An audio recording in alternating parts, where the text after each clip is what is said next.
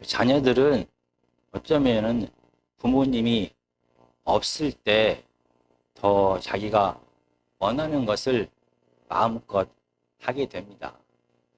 그래서 어쩌면은 부모님의 간섭이 실은 어쩌면은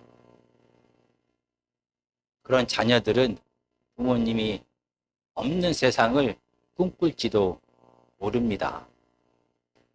오늘 하나님의 말씀은 마가복음 9장 14절에서 24절까지입니다. 우리가 천천히 함께 읽도록 하겠습니다. 14절에서 24절까지입니다. 시작. 이에 그들이 제자들에게 와서 보니 큰 무리가 그들을 둘러싸고 서기관들이 그들과 더불어 변론하고 있더라. 온 무리가 곧 예수를 보고 매우 놀라며 달려와 문안하거늘 예수께서 물으시되 너희가 무엇을 그들과 변론하느냐? 무리 중에 하나가 대답하되 선생님, 말 못하게 귀신 들린 내 아들을 선생님께 데려왔나이다. 귀신이 어디서든지 그를 잡으며 거꾸로 뜨려 흘리며 이를 갈며 그리고 파리에 지는지라. 그가 선생님의 제자들에게 내쫓아 달라 하였으나 그들이 능히 하지 못하더이다. 대답하여 이르시되 믿음이 없는 세대여, 내가 얼마나 너희와 함께 있으며 얼마나 너희에게 참으리요. 그를 내게로 데려오라 하시매 이에 데리고 오니 귀신이 예수를 보고 곧 그 아이로 심히 경련을 일으키게 하는지라. 그가 땅에 엎드러져 부르며 거품을 흘리더라. 예수께서 그 아버지에게 물으시되 언제부터 이렇게 되었느냐 하시니 이르되 어릴 때부터이니라. 귀신이 그를 죽이려고 불과 물에 자주 던졌나이다.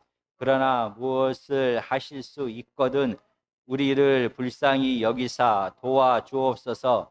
예수께서 이르시되 할 수 있거든이 무슨 말이냐? 믿는 자에게는 능히 하지 못할 일이 없느니라 하시니 곧 그 아이의 아버지가 소리를 질러 이르되 내가 믿나이다. 나의 믿음 없는 것을 도와주소서 하더라.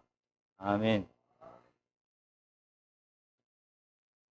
오늘 본문과 같은 사건을 기록한 누가복음 9장에 보면은 오늘 본문의 사건은 변화산 사건이 있은 그 다음 날에 벌어진 사건입니다. 예수님과 베드로와 야고보와 요한은 헬몬산에 오르기 위하여 먼저 길을 떠나게 됩니다. 그리고 나머지 9명의 제자들은 이 빌립보 가이사라에서 갈릴리로 먼저 돌아갔습니다. 그리고 헬몬산에서 내려온 예수님과 3명의 제자들이 갈릴리에 머물고 있는 제자들에게로 걸어갔습니다. 아마 헬몬산에서 갈릴리까지는 40에서 50km 정도가 소요됩니다. 그래서 하루 종일 힘들게 걸어갔습니다. 드디어 걸어서 9명의 제자들이 있는 갈릴리에 도착했습니다. 그런데 그곳에 많은 사람들이 모여 있었습니다. 그리고 서기관이 이 예수님의 9명의 제자들과 다투고 있었습니다. 그리고 많은 백성들은 수군거리고 있습니다. 그때 한 아이의 아버지가 예수님 앞에 나와 왔습니다. 선생님이여, 내 아이가 귀신이 들려 간질이 걸려서 죽음과 같은 고통 가운데 있습니다. 제자들에게 귀신을 내어 쫓아달라고 요구했는데 제자들이 능히 이 일을 하지 못했습니다. 이 말을 들은 예수님은 9절에서 믿음이 없는 세대다라고 말씀하시며 분노했습니다. 이 믿음이 없는 세대라는 이 말은 모세가 광야 시대의 이스라엘 백성들에게 한 이야기가 바로 믿음이 없다라는 것입니다. 시내산에서 살아계신 하나님을 만나고 모세가 내려옵니다. 그러나 모세가 보이지 않자 이스라엘 백성들은 금송아지를 만들어서 우상 숭배를 하고 있었습니다. 이 모습을 바라본 모세는 분노합니다. 그러나 그때뿐만이 아니라 40년간의 광야 생활 내내 이스라엘 백성들은 하나님을 온전히 믿지 못했습니다.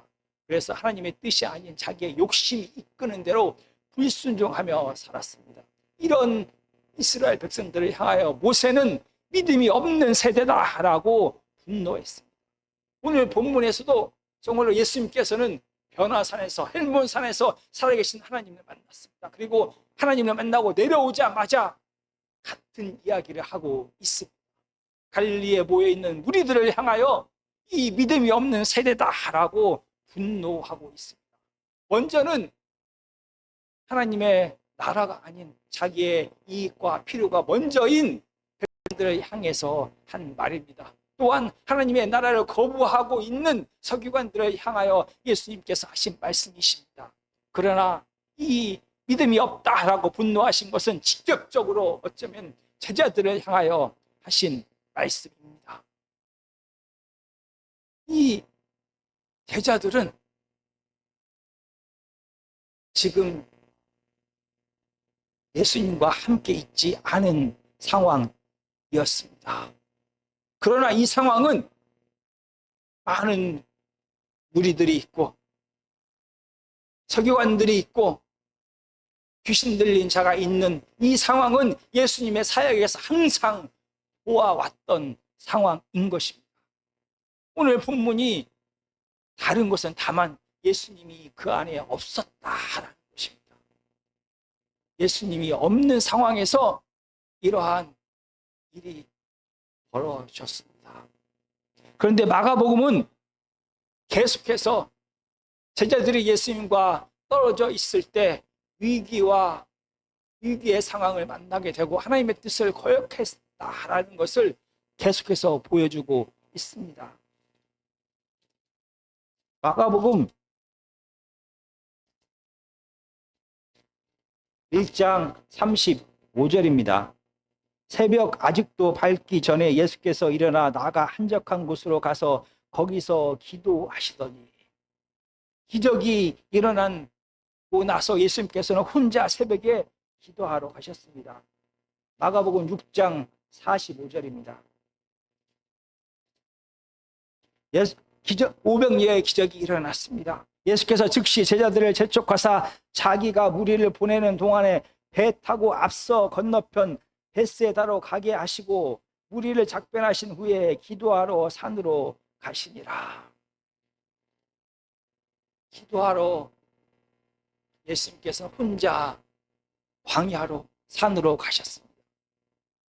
예수님과 혼자 떨어져 있는 그 시간에 제자들에게 무슨 일이 벌어지게 된 것입니다. 예수 그리스도께서 이 땅에 오심을 통하여 하나님 나라가 선포되었습니다. 그러나 많은 이스라엘 백성들은 그들이 진정으로 원하는 승리와 풍요를 가져다 주는 메시아만을 원했습니다. 그리고 많은 이스라엘 백성들은 예수님께서 죄와 죽음과 싸워서 이기는 메시아가 아니라 그들에게 능력을 행하고 그들의 육체적인 필요를 채워주는 기적을 행하는 자다라고 오해하기 시작했습니다. 이런 오해가 쌓여갈 때 예수님께서는 혼자 조용히 가서 기도하셨습니다. 그런데 마가복음 1장에서 예수님을 떠나서 남겨진 제자들은 무리들 편에 서서 무리들과 마음이 합하여서 예수님께서 기도하시는 것을 방해하게 됩니다. 마가복음 6장에서도 마찬가지입니다. 예수님을 떠나서 먼저 갈릴리 바다로 배 타고 갔던 제자들은 귀신의 역사로 인한 풍랑을 만나게 됩니다. 그리고 마침내 예수님은 기도하는 것을 멈추게 되는 것입니다. 이렇게 제자들이 예수님과 함께 있지 아니하고 제자들이 홀로 떨어져 있을 때 제자들은 위기를 만나거나 하나님의 사역을 방해했습니다. 그런데 오늘 본문 마가복음 19장은 말합니다. 그런데 예수님께서 언제까지 제자들과 늘 함께 있어야 하는 것입니까? 19장은 말합니다. 19장 19절은 대답하여 이르시되 믿음이 없는 세대여 내가 얼마나 너희와 함께 있으며, 이제 곧 예수님은 십자가를 지게 됩니다. 그리고 십자가의 죽음과 부활 후에 예수님은 하나님 우편으로 올라가시게 됩니다. 이제는 예수님 없는 세상을 제자들은 살아야 하는 것입니다. 그러면 제자들은 여전히 앞으로도 계속해서 예수님이 없을 때 하나님의 일을 방해할 것입니까? 앞으로도 계속해서 제자들은 예수님이 없을 때 하나님 나라의 사역에 실패할 것입니까? 이 질문에 대하여 우리는 오늘 답을 하려고 합니다. 그런데 이상합니다. 제자들이 예수님과 함께 있을 때만 능력을 행한 것이 아니었습니다. 마가복음 3장 15절입니다. 14절부터 읽겠습니다. 이에 12를 세우셨으니 이는 자기와 함께 있게 하시고 또 보내사 전도도 하며 귀신을 내쫓는 능력 권능도 가지게 하려 하심이러라. 제자들을 택하셨습니다. 그리고 6장 7절입니다.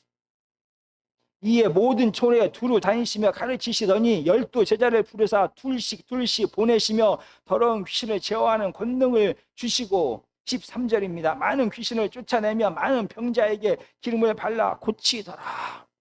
예수님이 없는 시간에도 예수님의 제자들은 권능을 행했습니다. 하나님 나라를 선포하고 귀신을 내어쫓으며 예수님께서 하셨던 그 사역을 예수님이 없는 그 상황 속에서도 아무런 문제 없이 행했습니다.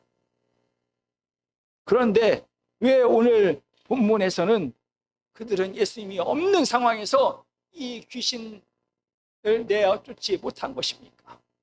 9명이 함께 있었습니다. 혼자 있었던 것도 아니라 9명의 제자들이 함께 있었음에도 불구하고 그들은 그 전과 다르게 귀신을 제어하지 못했습니다. 마가복음 성경 어디에도 예수님께서 제자들에게 주신 이 권능을 가져가셨다라는 말씀이 없습니다. 그런데 왜 오늘 본문에서 제자들은 예수님께서 주신 하늘의 권능을 행하지 못하여 많은 백성들과 서기관들의 웃음거리가 되고 있는 것입니까? 왜 살아계신 하나님의 능력이 제자들을 통하여 이 땅에서 실현되지 못하고 있는 것입니까? 우리가 기억해야 될 것은 제자들은 의사가 아닙니다. 의사는 10년 동안의 공부와 수련을 거쳐서 인턴과 레지던트를 거친 다음에는 전문의가 됩니다. 그래서 그는 10년 동안의 공부와 경험과 지식과 경험을 통하여 자기가 선택한 그 분야에서 환자를 진찰합니다. 그가 어디에 있든지 그 실력은 그대로 나타나서 그는 환자를 살피고 보살피고 구원할 수가 있는 것입니다. 그런데 제자들은 다릅니다. 예수님께서 제자들에게 하늘의 권능을 주시자마자 제자들은 즉시 놀라운 치유의 능력을 행했습니다. 귀신을 떼어 쫓았습니다. 따로 공부하는 시간을 갖거나 따로 인턴과 레지던트의 시간을 거친 것이 아니라 예수님께서 제자들에게 능력을 주시자마자 그들은 바로 예수님처럼 권능을 행했다라는 것입니다. 이는 제자들이 10년의 수련의 시간, 그의 노력의 시간, 그의 경험의 시간, 지혜의 시간이 필요 없었다라는 것은 이 권능이 오롯이 그들의 것이 아니다라는 것입니다. 제자들의 노력과 제자들의 지혜와 경험으로 하나님의 능력을 행한 것이 아니었습니다. 이 능력은 예수님께서 그들에게 선물로 주신 겁니다. 그들이 능력이 있어서, 그들이 지혜로워서, 그들이 노력하여 하나님께서 그에게 권능을 주신 것이 아니라 예수님께서는 그들을 택하시고 하나님 나라를 위하여 제자들에게 하늘의 권능을 선물로, 은사로 주셨습니다. 따라서 제자들은 자기의 지식으로, 자기의 노력으로, 자기의 경험으로, 자기의 지혜로 하늘의 능력을 행한 것이 아니라 예수님의 능력을 받아서 사용한 것입니다. 따라서 제자들은 능력이 없습니다. 제자들은 지혜가 없습니다. 제자들은 경험이 없습니다. 그래서 제자들이 해야 될 것은 능력 주신 예수 그리스도를 온전하게 믿는 것입니다. 제자들이 능력을 행할 수 있는 유일한 길은 능력 주신 예수님을 온전히 믿고 의지할 때 그 능력이, 예수 그리스도의 능력이 이 온전히 순종하는 제자들을 통하여 드러나는 것입니다. 그런데 오늘 본문에서 제자들은 어떤 꾸중을 듣게 됩니까? 19절에 보면 믿음이 없는 세대여 라고 말합니다. 제자들에게 믿음이 없다라고 말하고 있습니다. 그러면 예수님에 대한 온전한 믿음, 예수님에 대한 온전한 순종이 왜 제자들에게 갑자기 사라진 것입니까? 도대체 무슨 일이 있었길래 제자들은 예수님을 온전히 믿지 못하고 있는 것입니까? 오늘 본문은 예수 그리스도의 십자가의 죽으심과 고난에 대한 큰 주제 아래에 쓰여져 있습니다. 제자들은 모든 것을 버리고 예수님을 쫓았습니다. 그리고 예수님께서 주신 권능으로 그들은 실질적으로 병자들을 고치고 귀신을 내어 쫓았습니다. 그들을 통하여 하나님의 능력이 나가는 것을 그들은 눈으로 보고 직접 경험하게 되었습니다. 정말로 이 땅에 죽음과 두려움이 가득한 이 세상에 하나님의 나라가 시작되었다라는 것을, 예수님께서 왕이시다라는 것을 그들은 삶을 통하여 경험하게 되었습니다. 그래서 하나님의 나라가 온전히 임하기를, 예수님께서 온전히 왕으로 임하시기만을 기다렸습니다.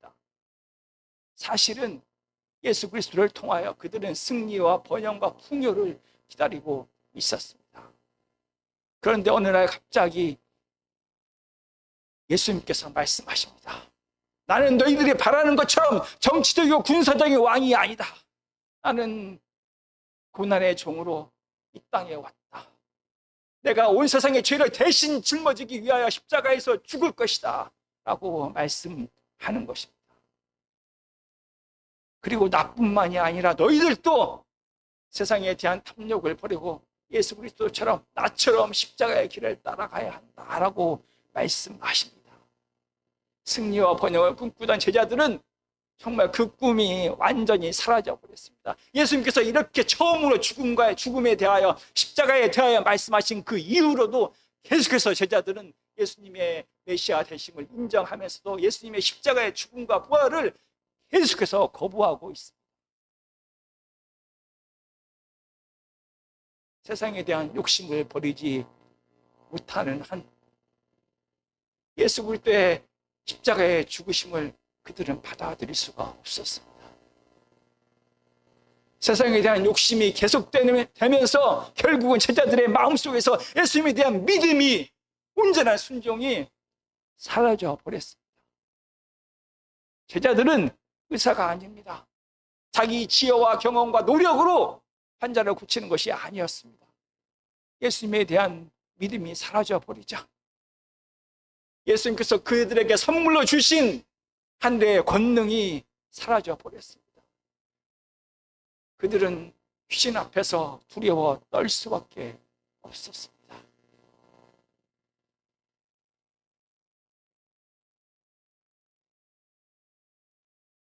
어쩌면 지금은 예수 그리스도가 보이지 않는 세상을 우리는 살아갑니다.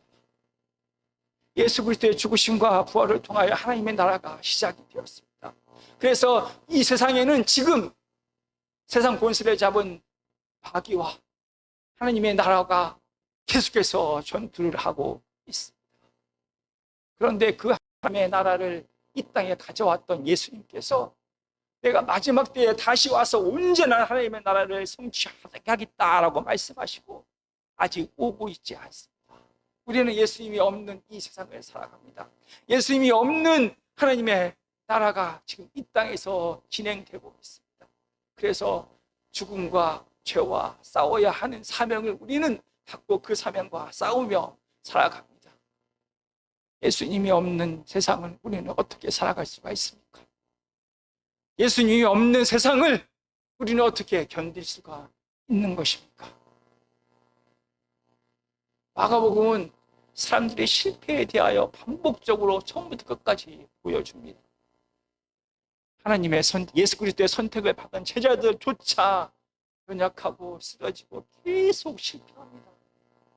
하나님의 선택을 받은 제자들조차 하나님 나라의 사역에 감당하기에 적합하지 않다라는 것을 있는 그대로 보여주고 있습니다.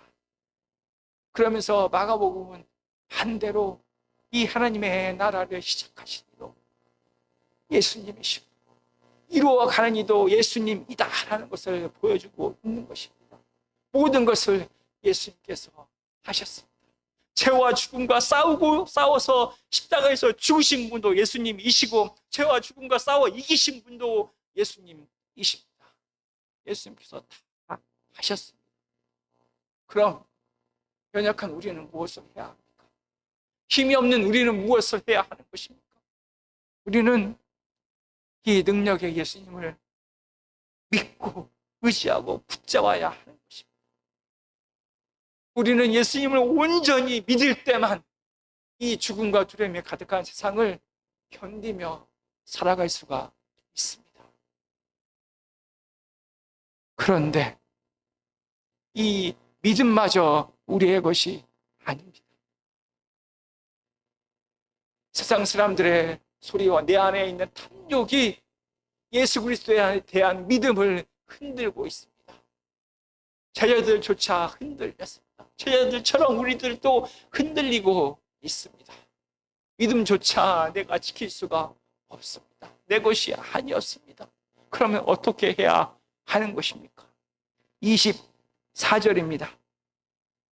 그 아이의 아버지가 소리를 질러 이르되 내가 믿나이다. 나의 믿음 없는 것을 도와주소서 하더라. 구원도 하나님께서 하셨습니다. 회복도 하나님께서 하셨습니다. 모든 것을 다 하나님께서 하셨습니다. 그리고 믿음조차도 이렇게 내가 믿음이 없습니다 라고 간구하는 자에게 하나님께서 주셨습니다. 믿음까지 하나님께서 주신 것입니다. 정말 죽음과 두려움이 가득한 이 세상을 견딜 수 있는 그 유일한 길은 예수 그리스도밖에 없습니다. 그 예수 그리스도를 온전히 믿고 순종할 때만 우리는 믿음으로 이 땅을 살아갈 수가 있는 것입니다. 그리고 이 믿음은 우리가 구할 때, 간구할 때, 내가 아무런 힘이 없고 자격이 없다는 것을 드러낼 때 예수님께서 은혜로, 은사로, 선물로 주시는 것입니다. 우리가 다음 시간에 같은 본문을 통하여 기도에 대한 말씀을 함께 살펴보도록 하겠습니다. 예수 그리스도가 없어 보이는 이 땅을 우리가 견디며 살아갈 수 있는 유일한 방법은 예수님만을 믿고 의지하는 그 길밖에 없습니다.